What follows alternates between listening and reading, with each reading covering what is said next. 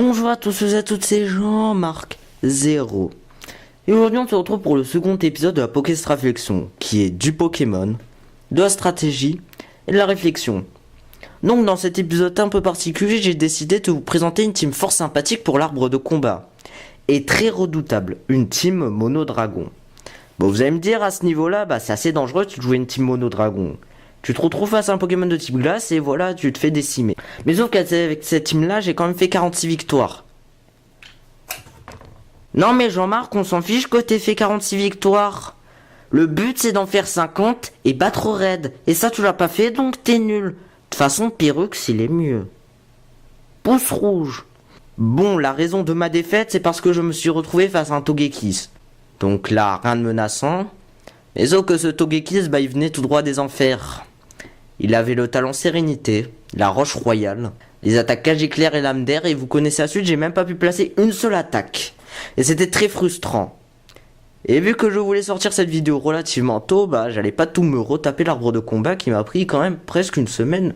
Mais j'avais pas eu trop de mal avec cette team, donc je pense qu'elle a toutes ses chances de gagner à l'arbre de combat. Donc en gros, pour vous présenter vite fait la team. Donc nous avons Dracofeu. Un quoi? Ça se dit monotype, tandis que tu joues un Dracofeu? Non mais c'est n'importe quoi. Bon, ce salopio n'a pas tout à fait tort. Mais sauf que c'est méga Dracofeu X. Donc en l'occurrence, on peut considérer ça comme une monoteam dragon. Donc en gros, Dracofeu ce sera notre Draco-danseur qui aura pour but de finir le combat le plus rapidement possible et de rouler sur la team adverse. Après nous avons Dracolos. Qui est là si la situation se passe assez mal. Qui pourra parfaitement tanker les coups, tout en faisant de gros dégâts, vous le verrez. Après nous avons Cravarèche, qui est un peu notre éponge spéciale. Cravarèche tankera parfaitement les attaques Blizzard et Laser Glace qui seront très handicapantes face à cette team. Donc je vais vous présenter tout d'abord Dracofeu. Dracofeu ce sera notre Pokémon qui sera la première position. C'est un Dracofeu rigide, qui a comme V252 en attaque et en vitesse et le reste en PV. Après on le jouera avec la méga gemme de Dracofeu X bien évidemment. Et personnellement j'ai décidé de les jouer avec Danse Draco, Bout de Feu, Dracogriffe et Séisme. Si cela ne vous convient pas, je peux vous conseiller de mettre Atterrissage à la place de Séisme. Après vous pouvez mettre Colère à la place de Dracogriffe pour privilégier les gros dégâts. Mais sauf que le problème, c'est qu'une fois placé avec Danse Draco, c'est que vous ne pourrez plus faire d'autres attaques. Et si vous tombez face à un Pokémon de type fée, vous connaissez la suite. Donc tout d'abord, nous allons faire Danse Draco. Et selon le Pokémon d'en face, nous allons méga évoluer ou pas. Donc moi perso, je vous recommande de méga évoluer si vous vous retrouvez face à un Pokémon de type électrique. Vous vous retrouvez face à un Pokémon qui peut utiliser des attaques roches style éboulement ou lame de roc. Bon, même si avec lame de roc, le plus recommandé c'est de switcher. Et si vous vous retrouvez face à des low class. Car oui, ces petits salopios peuvent avoir tonnerre ou fatal foudre. Me remerciez pas. Et bien évidemment des Pokémon qui peuvent avoir tonnerre, style Porygon 2, Porygon Z. Donc dans un premier temps, nous allons placer une Danse Draco. Et selon le Pokémon d'en face, nous allons méga évoluer ou pas. Après avoir placé une Danse Draco, là vous avez presque la victoire à portée de main.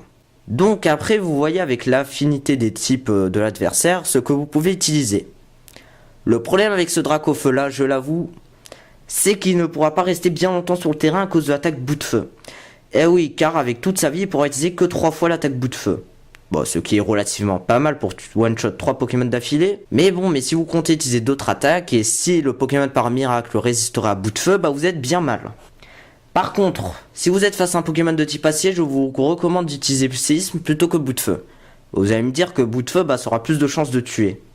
Mais si vous pensez pouvoir tuer avec Séisme, utilisez Séisme. Parce que comme je dis, Bout de Feu va vite réduire la durée de vie de Dracofeu. Et le but, c'est de rester le plus longtemps sur le terrain, pour finir le match le plus rapidement possible. Si Dracofeu viendrait à mourir, il y a notre second Pokémon qui est un excellent Pokémon, vous le verrez. Il n'est autre que Dracolos. Donc alors mon Dracolos est assez particulier, vous le verrez. Donc alors tout d'abord il est de nature prudente. Bon, j'ai eu cette nature là parce qu'il avait les bons IV et j'ai trouvé que c'était une nature plutôt intéressante pour ce set. Bon, après le mieux ce serait de le jouer rigide. Mais si vous voulez un Dracolos beaucoup plus défensif, je vous conseille cette nature là prudente. Après il aura 252 EV en attaque et en vitesse. Bon, les EV en vitesse ne sont pas très utiles, du coup, vu que je l'ai mal fait, je vous conseille plutôt de les mettre soit en défense spéciale, ou au mieux en PV. Mais ces EV en vitesse pourront être très utiles pour pouvoir placer un atterrissage, pour pouvoir tanker un coup grâce à son talent multi-écaille. Et puis je joue Vulnassurance. Et c'est là que notre petit Dracolos va devenir intéressant. Donc au niveau de ses attaques, j'ai mis Point de Feu. Vous pouvez privilégier Danse Draco si vous voulez, mais vu que dans ma team j'ai déjà un Draco danseur, j'ai préféré mettre Point de Feu au cas où s'il se retrouve face à un noacier ou je ne sais quoi, et que Draco Feu se retrouve KO. Après j'ai mis Draco Griffe, vous pouvez privilégier Colère pour plus de dégâts, Vitesse Extrême, une priorité qui est très importante dans une team, voire même indispensable à l'arbre de combat, et Atterrissage qui profite beaucoup de son talent. Donc en gros le rôle de notre Dracolos ce sera de remplacer Dracofeu et de finir le travail qu'il a entamé s'il viendrait à décéder. Dracolos aura pour but de spammer Dracogriffe qui est son plus puissant stab, ou Colère selon l'attaque que vous aurez choisi. Mais comme je l'ai dit, je vous déconseille pas mal Colère parce que en super solo à l'arbre de combat ça peut coûter très cher si vous vous retrouvez face à un type fée. Donc le but ce sera plutôt de spammer Dracogriffe ou Point de Feu si vous vous retrouvez face à un Noacier ou Cisaiox. Et puis de le finir avec Vitesse Extrême, qui est très puissant avec Dracolos. Après, l'idéal, ce serait d'amener Dracolos sur un Pokémon de type glace. Et que ce Pokémon de type glace soit moins rapide, du coup vous placez un atterrissage pour avoir toute votre vie.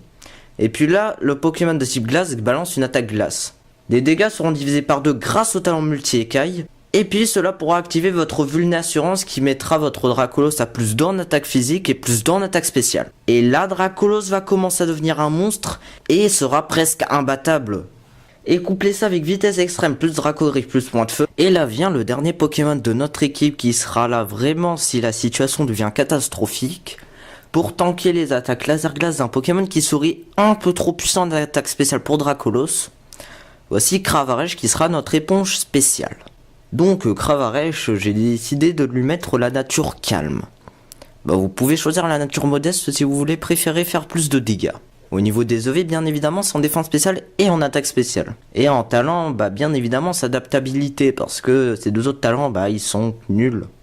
Après, au niveau de l'objet, j'ai décidé de le jouer veste de combat, ce qui profite à la fois de son move pool riche, et à la fois de sa défense spéciale qui est pas mal. Donc au niveau de ses attaques, on va mettre Cradovague, qui est son meilleur stab de type poison, qui profite beaucoup d'adaptabilité.